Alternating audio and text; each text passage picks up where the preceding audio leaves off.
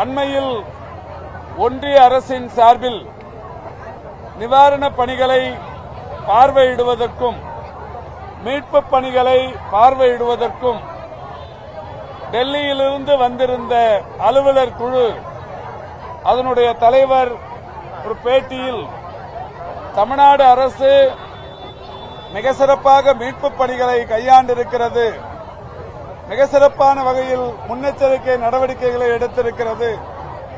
அதேபோல் மக்கள் நல்வாழ்வுத்துறையின் சார்பில் மருத்துவ முகாம்கள் போன்ற பல்வேறு பணிகள் மிக சிறப்பாக செய்யப்பட்டிருக்கிற காரணத்தினால் பெரிய அளவிலான பாதிப்புகளும் தொற்றுகளும் இல்லை என்று கருத்துக்களை தெரிவித்து சென்றிருக்கிறார்கள்.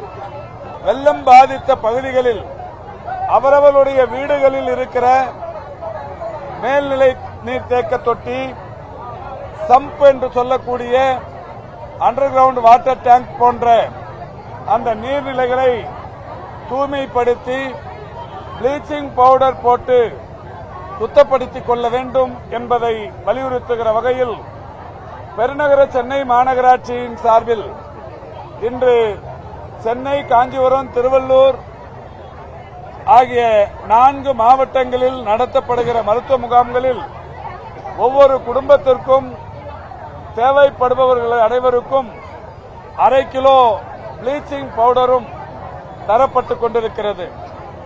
அது இங்கேயும் விநியோகிக்கப்பட்டிருக்கிறது.